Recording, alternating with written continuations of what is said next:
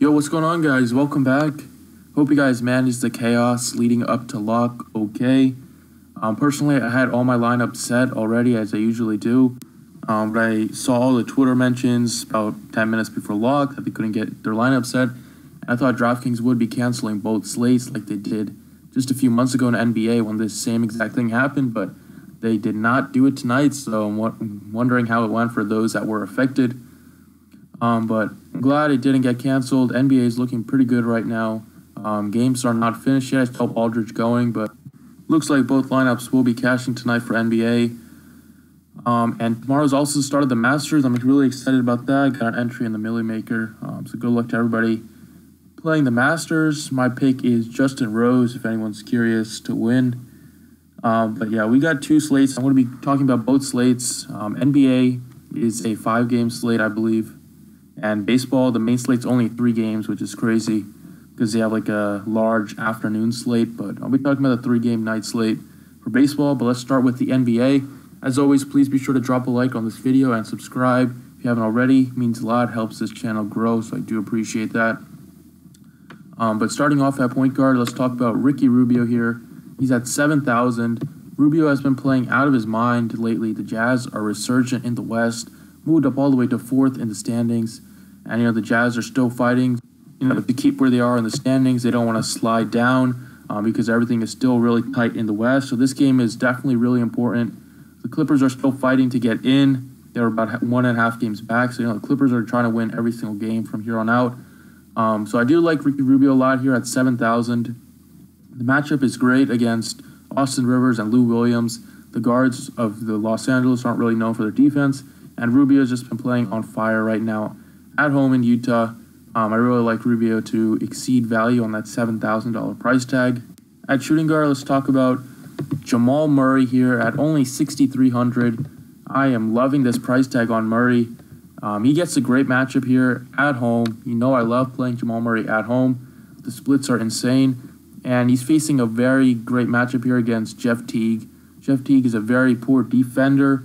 We all know that if you've been playing DFS. And Jamal Murray got a discounted price tag here at home where he averages 5 more DraftKings points, shoots so much more better from the field, and he has averaged 43 DraftKings points in 2 games against his team. I am loving Jamal Murray tomorrow at 6,300. Definitely one of my favorite guards on the entire slate. At small forward, let's talk about another nugget here, and that is Wilson Chandler. Chandler's, he's always that boom or bust play, but I love that discounted price tag on him, under 5,000 now, just 4,600. Nuggets are still fighting for the playoff spot in the West. Their starters are playing a ton of minutes. Wilson Chandler is still a great defender, and he's playing a lot of minutes, as you see. So I'm not worried about his minutes. They should be there every night. And the Nuggets, they need to keep winning. Wilson Chandler, I think the rewards of playing him at this price tag outweigh the risks. He's we don't have a ton of value on this slate. And Wilson Chandler is one of those guys that if he gets hot shooting the ball, he can drop 35, 40 DraftKings points, and he's only at 4,600. So that would be an amazing value play. All right, so I spent down on Chandler a bit because there's one guy that I really want to pay up for. And if you are paying up for a stud, I think that stud is going to be LeBron James for me. We got some other studs on the slate like James Harden. Problem is, Portland's going to be without Damian Lillard here. And last time they were without Lillard, they lost to the Grizzlies. And so I don't think they're going to be able to hang with the Houston Rockets at home in Houston. I think that game's going to get blown out. So I don't see a lot of those players in that game hitting value, except for one, which I will get to shortly. But yeah, I don't think Harden's going to pay off that 11.4 price tag personally. I think LeBron James at 11.6, much safer, still has huge upside here. And this Washington team has really struggled against forwards all season. LeBron James has crushed this Washington team all 3 times they've played this year. He's averaging 70 DraftKings points against them.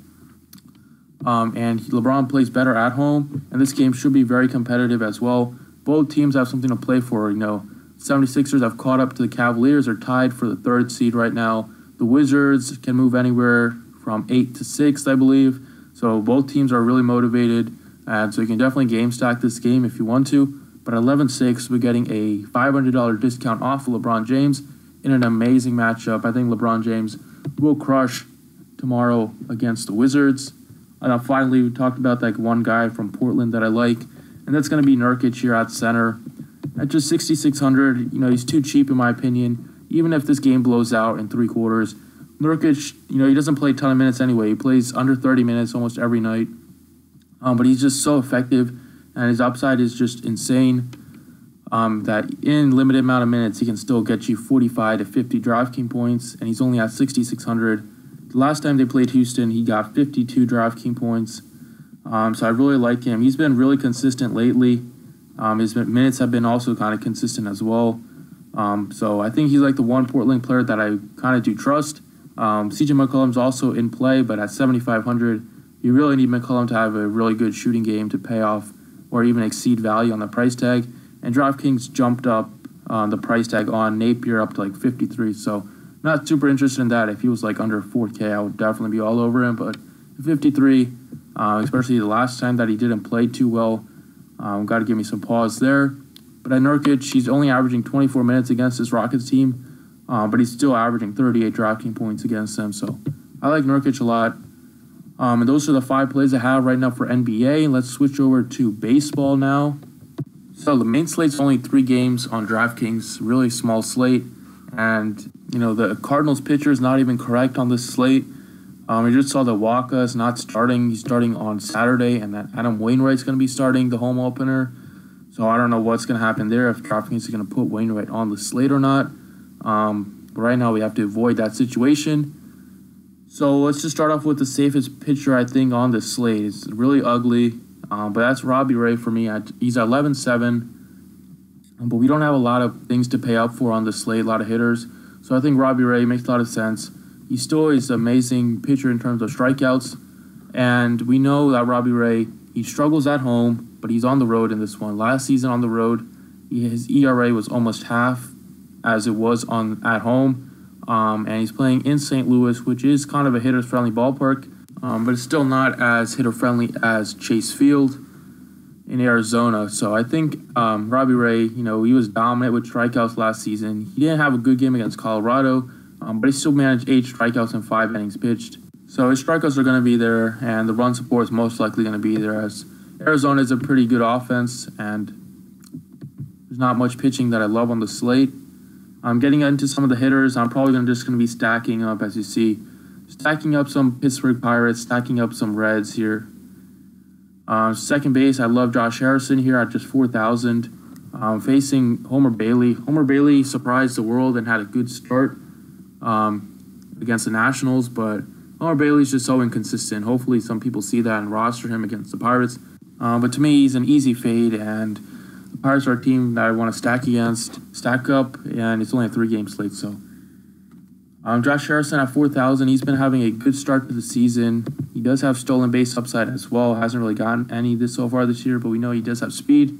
And I think the Pirates should have one of the highest implied runs on this short slate, and they're playing at home as well. I like Josh Harrison. Third baseman, Suarez here. Suarez is great against lefties. As you see, the Pirates are rolling out Steve Brault, who was a relief pitcher. So he should not go too deep in the game. So the Reds not only get an easy matchup in starting pitching, but they should also get a good crack at the Pirates bullpen as well. Suarez, as I mentioned, he does good against lefties compared to righties. Last season against lefties, his batting average was 276 with a 504 slugging, much improved compared to his righty splits. So I like Suarez here in a good matchup against that lefty.